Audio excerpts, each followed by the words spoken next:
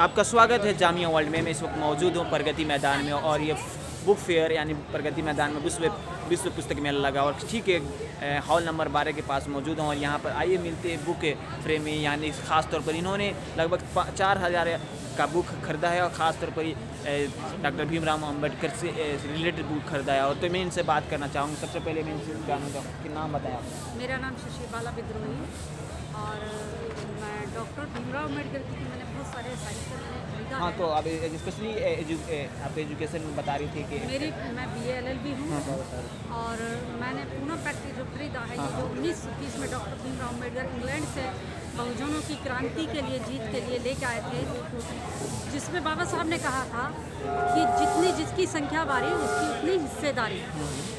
उन्होंने कहा था 2 वोट का अधिकार और इंग्लैंड से बाबा साहब डॉक्टर भीमराव अम्बेडकर ने लिया था और उसके अनुसार क्षेत्रफल की उन्होंने मांग की थी कि जितनी हमारी जनसंख्या उसके अनुसार हमें दो, ठीक। लेकिन महात्मा गांधी इस चीज़ के लिए नहीं माने और अनशन पे बैठे। हाँ, जैसे कि आप बता रहे थे कि जिस तरह से मुझे कहीं ना कहीं लग रहा है कि आप जो कि आपका बैकग्राउंड है कि मतलब कि BLLB वकील हैं और जिस तरह से इतना सारी जो किताबें जो आप खरीदी हैं कहीं ना कहीं आप खुद पढ़ेंगे और अपने समाज के लोगों को भी देंगे पढ़ने, इस पर क्या है? जी, मेरा ये है कि जो आज हमारा जो युवा पीढ़ी जो समाज है, जो युवा जो है वो युवा जो है कहीं ना कहीं आज आपको लग रहा है कि वो कहाँ भटक रहा है, क्योंकि वर्तमान जो सरकार है उसने युवाओं को भटका दिया है। कहाँ भटका है? हिंदू मुसलमान के रास्ते पर भटका दिया, जातिवाद के उस पर बांट दिया उन्होंने। और उन्होंने गाय के नाम पे लड़ाई शुरू की है, मंदिर मस्जिद के नाम पे उन्होंने लड़ाई शुरू की है। लेकिन आप आज के युवाओं से पूछिए जो ग्रेजुएट हो चुका है, पोस्ट ग्रेजुएट हो चुका है, उनसे पूछिए कि उन्हें क्या चीज़ चाहिए। वो कहेंगे मुझे मेरे एजुकेशन के अनुसार मुझे रोजगार चाहिए, हाँ, मुझे नौकरी चाहिए। जिस तरह से मैं पूछना चाहूँगा ये जो बुक है ये अपने समाज के लोगों की किस तरह से देकर, यानी कि मतलब कि एक लाइब्रेरी के शक्ल में लोगों को बुक देंगे पढ़ने के लिए, ऐसा है क्या?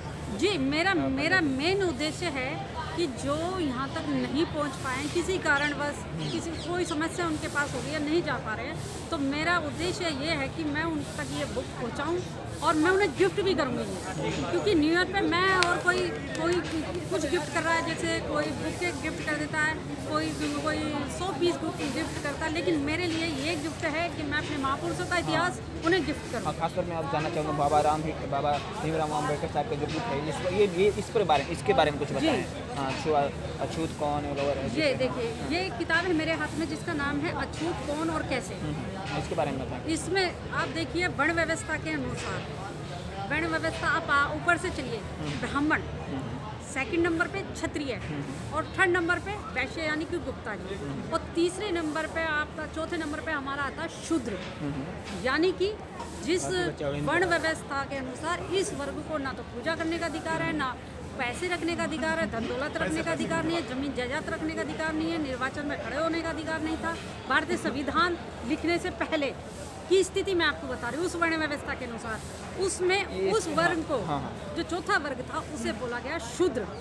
यानी मिलाकर ये मतलब कि इसमें अबाउट अछूत कौन और कैसे इसको पूरी तरह से डिस्क्राइब किया गया है बाबा साहब भीमराव अम्बेडकर की तरफ से। हाँ, मैं बताऊंगी इस बारे में। देखिए, एक तो है शूद्र, जिसका जन्म वेदों के अनुसार बताया उसका पैरों से हुआ है, लेकिन एक इससे भी नीचे का तबका है जिसे अशुद्ध अति शुद्र बोला गया, यानी कि एक टचेबल एक नॉन टचेबल, यानी कि ये उसके लिए है जिसको हम मतलब एक व्यक्ति ऐसा है भारत देश में ही जिसे हम टच कर सकते हैं, छू सकते हैं, लेकिन एक वर्ग ऐसा भी है जिसे हम छूना भी पसंद नहीं कर सकते हैं। जैसे कि बहुजन समाज में मैं बताना चाहूँगी, जैसे आप वाल्मीकि को ले सकते हो कि वो सफाई कर रहा है, लेकिन वो सफाई करना उसका कार्य है, उसके अनुसार उसे मतलब अछूत नहीं कहा जा सकता।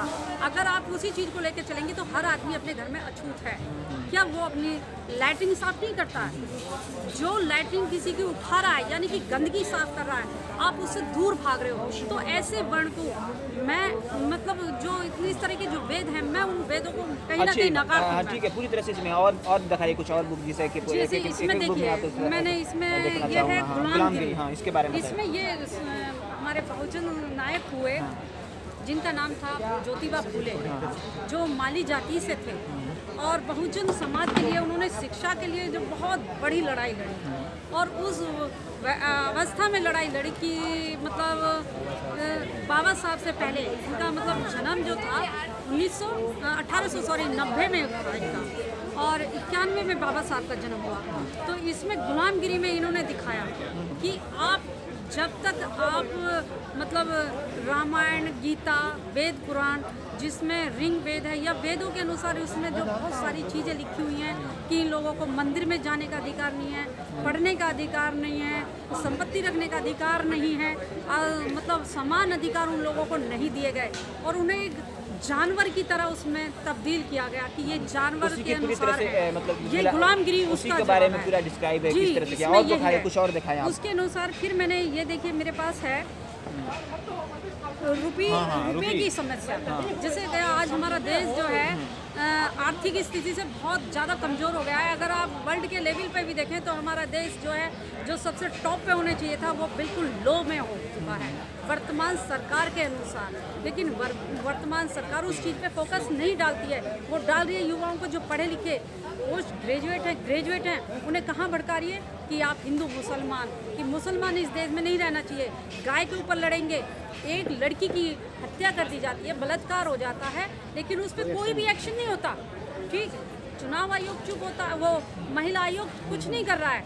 ठीक, आप आगे चलिए, अगर एक गाय को मार दी जाती है तो गाय के लिए सैकड़ों लोग इकट्ठे होंगे। पता नहीं उस आदमी ने उस गाय को छेड़ा भी है, नहीं छुआ, लेकिन उसकी हत्या कर दी जाती है। हाँ, एक जो बुक बता रही है रुपये की समस्या, खासतौर पर अभी देखा जा रहा है, खासतौर पर जो कि नोटबंदी हुआ है, इससे भी कोई पास ये समस्या है, तो कहीं ना कहीं एक सोल्यूशन दीजिए थे बाबा साहब भीमराव अम्बेडकर साहब। इसमें ये कहा गया था कि वर्तमान स्थिति, वर्तमान समय, जब बाबा साहब 1956 में छोड़ के देश को चले गए थे, दुनिया से चले गए थे, तो उन्होंने उससे पहले ये बहुत सारी उनकी किताबें थी जो उन्होंने लिखी थी, उनमें से एक ये उनकी किताब थी। हाँ, जैसे कि आप बताइए कि जैसे कि मतलब कि बुद्ध जी का पहले मैं इसका इसमें ये था कि आज के युवा जो नौकरी नहीं मिल पा रही हैं वो बिजनेस की तरफ बढ़े। चाहे बिजनेस छोटा हो लेकिन कुछ भी करें, लेकिन बिजनेस करें, लेकिन अपने आप को मतलब चोरी चकारी स्वावलंबी बनाए, अपने आप को स्वावलंबी बनाए। बुक देखना चाहूँगा आपका, जैसे और मैंने एक ये किताब मैंने खरीदी है, देखिए ये रही बुद्ध और उनका धम्म। क्या धम्म मतलब धम्म के बारे में? धम्म जैसे कि आप देखते हो कि हमारे देश में अगर धर्म नाम की चीज़ ना हो तो मतलब हमारे देश में जो है क्रांति नहीं है। बीमारी, बहुत बड़ी बीमारी जो है वो धर्म है, उसका इलाज ये धम्म है। अच्छा, किस तरह से? धम्म इसका मतलब आप अपने धम्म मतलब पद, अपने पैरों को आप किस तरह से अपने मतलब विकास की तरफ ले जा सकते हो, तो ये है, इसका नाम है धम्म रास्ता। यानी कि आप अपने पैरों को बुद्धि के रास्ते पे लेके जाओ। अब आपके ये भी जिनसे भी बात करना चाहूँगा, आपके मतलब क्या मतलब बताइए, जैसे कि आपका मतलब आप क्या हैं? मैं इनका हस्बैंड। अच्छा, तो अब जिस तरह से ये इतना एक्टिव हैं, आप भी एजुकेटेड हैं, तो क्या जिस तरह से इतना आप लोग वेल एजुकेटेड हैं और जिस तरह से एक दूसरे को किस तरह से सपोर्ट करते हैं, खासतौर पर कानूनी लड़ाई जो अपने समाज के लिए लड़ना होता है, समाज के जो काम करते हैं, जिस तरह से आप सस्ते इसमें नहीं, किताब तो बहुत लगभग 4000 का किताब हमने खरीदा है और कहीं ना कहीं आप तो पढ़ेंगे, लेकिन खासतौर अपने समाज को भी देंगे, इस पर क्या समाज को देंगे, समाज को बताएंगे, किताबों के बारे में बताएंगे। समाज भी जागरूक करना है, मंदिर तरफ ना भेज के स्कूल तरफ भेजना है। पढ़ो और बढ़ो और अपने जो अंधविश्वास खत्म करो। अब कोई इसमें ना कोई चीज़ नहीं है। हाँ, तो जैसे कि मैं आपको दिखा रहा था किस तरह से एक मतलब कि मैं अभी तो पूरा मेला जो घूम रहा हूँ, इतना ज़्यादा किताब पूरी तरह से इनका 2 बैग है, पूरी तरह से भरा हुआ है, लगभग 4000 रुपये का किताब खरीदी। खासतौर पर ज़्यादातर किताबें बाबा साहब भीमराव अम्बेडकर और दलित जो मैगजीन्स हो, बहुत सारी जो शोषित वंचित जो किताबें थी, जिससे किस तरह से समाज शोषित था उसे उभरने के लिए किस तरह से संघर्ष किया गया, उससे पूरी तरह से वो सारी किताबें थी। बहरहाल आप देखते रहिए जानिए वर्ल्ड में। मोहम्मद तस्लीम।